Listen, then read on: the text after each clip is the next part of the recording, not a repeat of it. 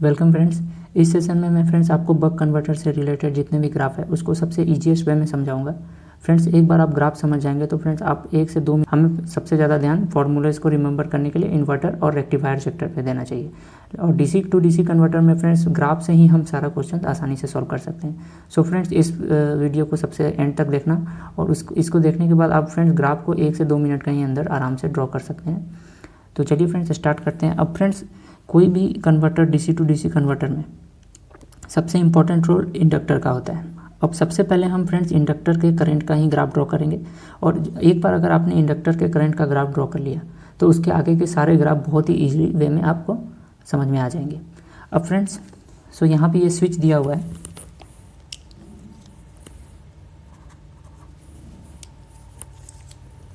Friends यहाँ पे हमारा ये स्विच दिया है। अब ये जब स्विच हमारा यहाँ पे स्विच दिया है, अब ये स्विच जब टर्न ऑन होगा तो ये सर्किट में केवीएल ऐसे लगेगी, ये सर्किट ऐसे इसमें केवीएल लगेगी। सो इंडक्टर के अक्रॉस वोल्टेज फ्रेंड्स क्या होगा, अब यहाँ पे मैं लिख देता हूँ friends VDC minus V output equals to V inductor. Okay friends, ये ऑन पीरियड में फ्रेंड्स ये VDC minus V output equals to V voltage across inductor होगा। अब फ्रेंड्स ये डीसी यहाँ पे मैंने फ्रेंड्स ये V आउटपुट जो है वो एवरेज वोल्टेज लिया है। ओके फ्रेंड्स, यहाँ पे हमारा जो भी स्मॉल लेटर में है फ्रेंड्स वो इंस्टेंटेनियस रहेगा और जो भी हमारा कैपिटल लेटर में रहेगा वो हमारा एवरेज वैल्यू रहेगी। ओके फ्रेंड्स, अब ये V नॉट जो है ये हमारा कैपिटल लेटर में है तो ये हमारा एवरेज वैल्यू है और ये I नॉट हमारा जो है इंस्टेंटेनियस वैल्यू है, इंस्टेंटेनियस आउटपुट करेंट। उसी तरह ये IL instantaneous inductor current. Okay friends, ये हमारा VL जो है ऑन पीरियड में VDC माइनस V आउटपुट रहेगा। फ्रेंड्स हमारा ये इंडक्टर जो है, अब यहाँ पे फ्रेंड्स मैं एक कंटिन्यूस कंडक्शन मान रहा हूँ। अभी मैं कंटिन्यूस कंडक्शन को आपको समझा देता हूँ और डिसकंटिन्यूस कंडक्शन भी ड्रॉ करना फ्रेंड्स उतना ही आसान है जितना कि कंटिन्यूस। ओके, यहाँ पे मैं यहाँ पे ये कर लेता हूँ, यहाँ पे dt टाइम तक ये है और ये t टाइम पीरियड है। ओके फ्रेंड्स, अब फ्रेंड्स यहाँ पर ये देखते जाइए फ्रेंड्स, अब ये ग्राफ ऐसा कुछ ड्रॉ करता हूँ मैं। ओके, ये ऐसा है। ओके फ्रेंड्स, क्योंकि ये VDC माइनस V आउटपुट है इंडक्टर यहाँ पे L di by D T से L di by D T equals to V है। V हमारा कांस्टेंट है।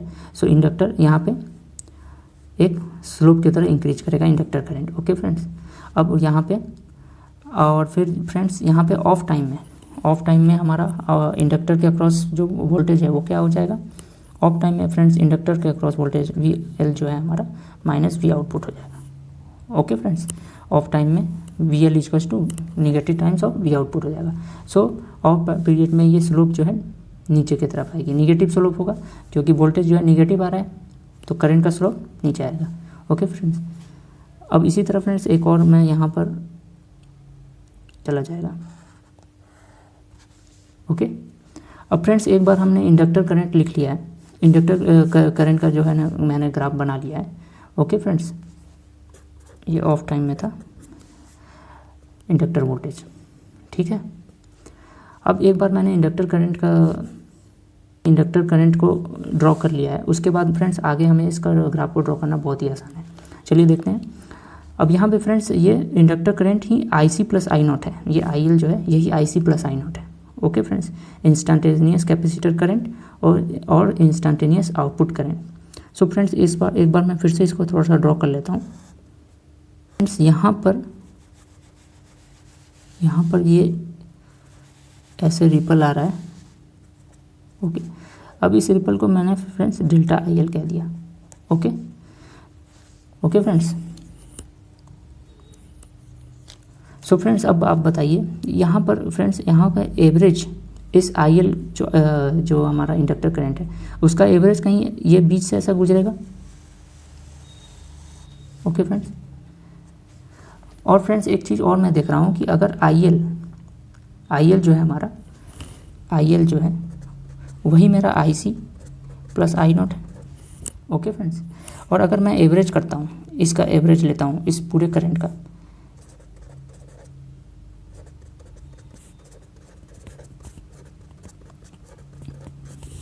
Average inductor current equals to average IC plus I not.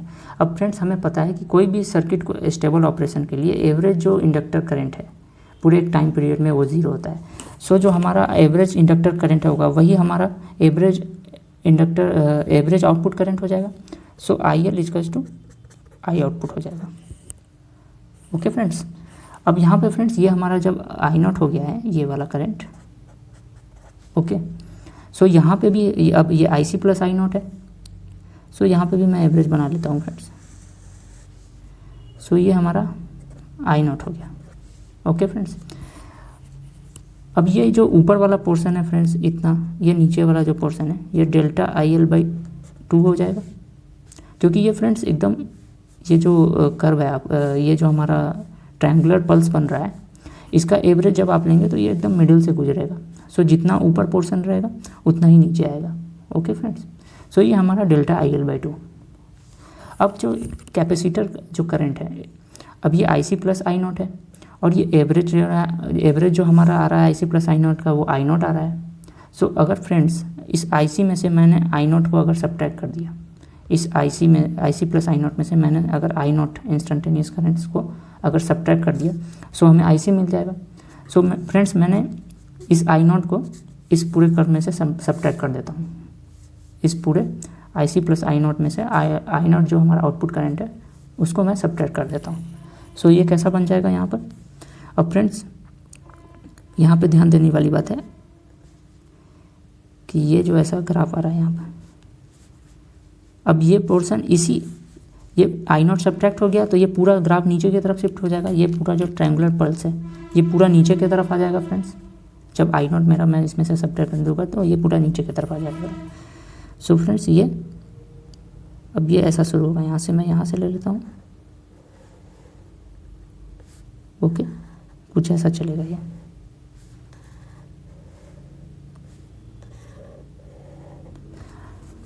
अब ये ट्रायंगुलर पल्स ऐसा ज़रूरी नहीं है कि ये एकदम सिमेट्रिकल ही हो, मींस ये डी और ये डी टाइम ये थोड़ा यहाँ से भी यहाँ ऐसा कर भी टिल्टेड हो सकता था। लेकिन फ्रेंड्स जब ये आपका आईसी करंट बनेगा तो ये फ्रेंड्स एकदम इसका एरिया, इस पोर्शन का एरिया, इस पोर्शन का एरिया बिल्कुल बराबर चलेगा। इस पल्स यहाँ से जो ऊपर आ रहा है और ये जो नीचे आ रहा है, क्योंकि ये पूरा एक हमारा टाइम पीरियड हो रहा है। ओके फ्रेंड्स, ये पूरा एक टाइम पीरियड है।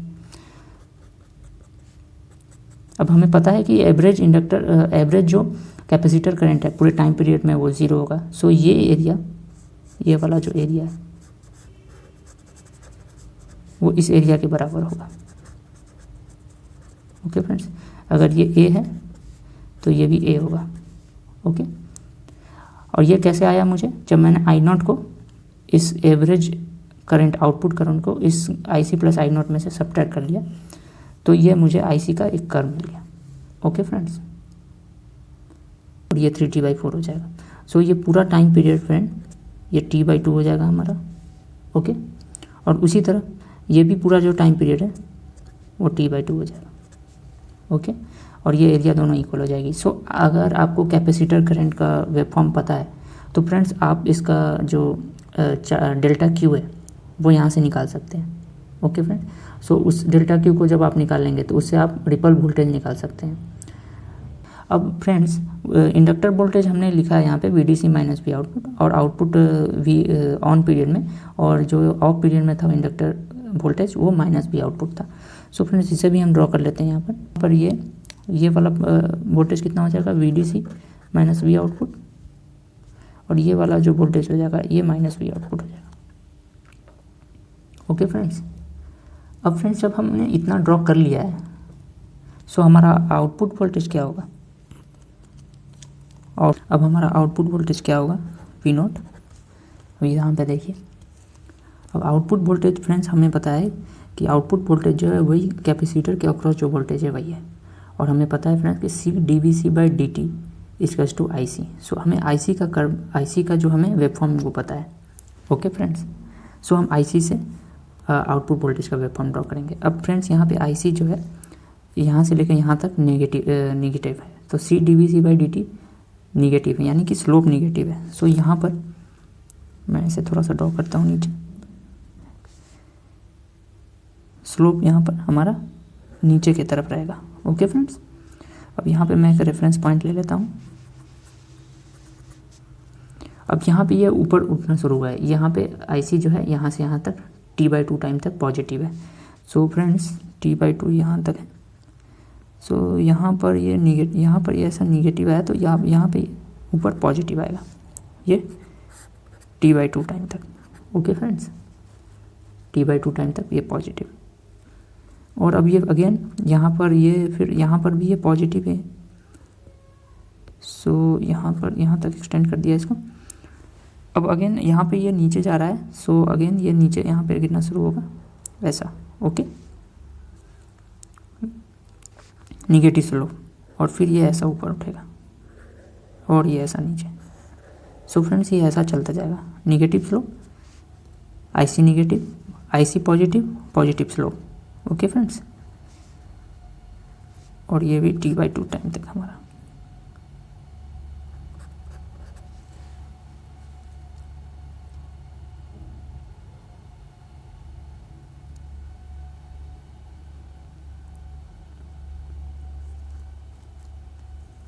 Okay friends, so friends output voltage हमने वैसे ड्रॉ कर लिया फ्रेंड्स। आईसी जब निगेटिव था तो dV/dt यानी वोल्टेज का स्लोप निगेटिव आएगा। आईसी जब पॉजिटिव था तो dV/dt से आउटपुट वोल्टेज का स्लोप पॉजिटिव आएगा। सो यहाँ पे मैंने यहाँ तक पॉजिटिव, ये थोड़ा सा पीछे आया फ्रेंड्स, लेकिन आप समझ लो कि यहाँ पे आईसी पॉजिटिव है। सो ये पॉजिटिव तक ऐसा पॉजिटिव चलेगा, फिर नीचे आएगा निगेटिव। सो ये हमारा रिपल वोल्टेज आ रहा है friends. So output voltage friends ऐसा होगा।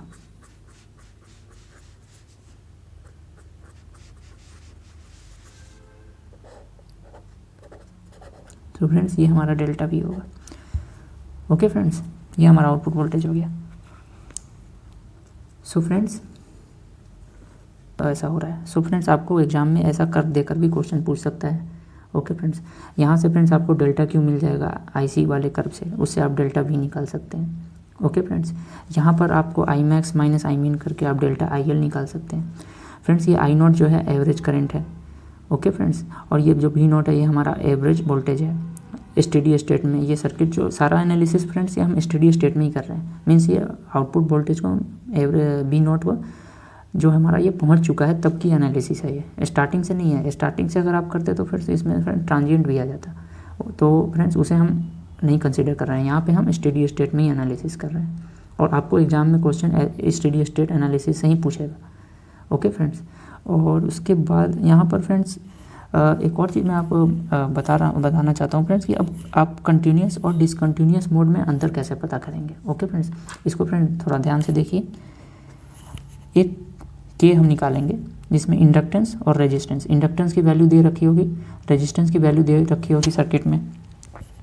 ओके फ्रेंड्स, सो के हम निकालेंगे 2L/R/T। टी हमारा टाइम पीरियड, फ्रीक्वेंसी दे रखा होगा उसे टाइम पीरियड, और के क्रिटिकल हो जाएगा फ्रेंड्स हमारा 1 - D। डी हमारा ड्यूटी साइकिल दिया रहेगा कन्वर्टर का। ओके फ्रेंड्स, अब हम के क्रिटिकल निकालेंगे और के निकालेंगे। अगर हमारा के जो है ग्रेटर देन है के क्रिटिकल से, सो हमारा जो मोड होगा वो कंटिन्यूस मोड होगा, और अगर के लेस देन के क्रिटिकल है सो हमारा डिसकंटिन्यूस मोड होगा, और बीटा आएगा यहाँ पर। मीन्स इंडक्टर करंट ये ऐसा ऊपर नहीं जाएगा, ये ऐसा यहाँ से 0 से शुरू होगा और 0 पे एंड हो जाएगा। मीन्स यहाँ से ऐसे शुरू होगा ऐसे नीचे आ जाएगा, टी से पहले ही एक्सटिंग्यूश हो जाएगा फ्रेंड्स, और वो हमारा बीटा समथिंग बीटा यहाँ पे आएगा। तो उसका भी ग्राफ फ्रेंड आप इसी तरह से ड्रॉ करेंगे। उसमें भी आप फ्रेंड्स अपना जो एवरेज का कॉन्सेप्ट है, एवरेज करंट, और जो हम ट्रायंगल का एवरेज निकालते हैं, पहले एरिया निकालेंगे, उसको टाइम पीरियड से डिवाइड करेंगे। वही फॉर्मूला आपको उसी तरीके से फ्रेंड्स आप सारा कुछ निकाल सकते हैं। उसमें रिपल निकाल सकते हैं, उसमें चार्जिंग करंट निकाल सकते हैं। ओके फ्रेंड्स, कोई भी फार्मूला याद करने की ज़रूरत नहीं है। कन्वर्टर में फ्रेंड जितना डिफ़िकल्ट फार्मूला को याद करना है उतना ही आसान ग्राफ ड्रॉ करके फार्मूला को पता करना है। मीन्स आप डायरेक्ट सॉल्व कर सकते हैं ग्राफ बनाकर। अगर आप ज़्यादा से ज़्यादा आप इस फार्मूले को याद रखिए फ्रेंड्स, के = 2L/RT, के क्रिटिकल = 1 - D। अगर आप लास्ट मोमेंट पे रिवीजन कर रहे हैं तो आप इसको ज़रूर देख के जाइए। तो फ्रेंड्स इस तरह से हमने बक कन्वर्टर का पूरा ग्राफ बनाया। अब मैं जस्ट 1 मिनट में क्विक रिवीजन कर लेते हैं हम। सो हमने सबसे पहले इंडक्टर करंट स्विचिंग करके, जैसे हमारा बक कन्वर्टर जो स्विचिंग हुआ उसके हिसाब से हमने ये करंट बनाया। अब ये इंडक्टर करंट जो है हमने ये ऐसा रैंप फंक्शन बनाया। ओके फ्रेंड्स, क्योंकि हमारा इंडक्टर जो है सफिशिएंटली लार्ज है और ये ऐसा कर्व बनेगा IL में। और IL से फ्रेंड, IL हमें पता है कि IC प्लस I0 है। अब ये I0 जो है उसमें से हमने एवरेज करंट I0 निकाला यहाँ पे और उसको सब्ट्रैक्ट किया तो हमें IC मिला, IC का कर्व मिला। और IC की कर्व मिलने से फ्रेंड्स हमने भी आउटपुट का कर्व बनाया। और इंडक्टर के अक्रॉस जो वोल्टेज है फ्रेंड्स वो तो काफ़ी आसान है, जो हम स्विच को KVL लगा रहे थे यहाँ पर KVL इक्वेशन से, ये हमने इंडक्टर का वोल्टेज लिख लिया। बस इतना ग्राफ अगर आपको पता है फ्रेंड्स तो आप सारा क्वेश्चन सॉल्व कर सकते हैं। सो फ्रेंड्स, होपफुली इससे आपको कुछ हेल्प मिले लास्ट मोमेंट पे रिवीजन करने के लिए। Thank you, good bye and best of luck for your exam.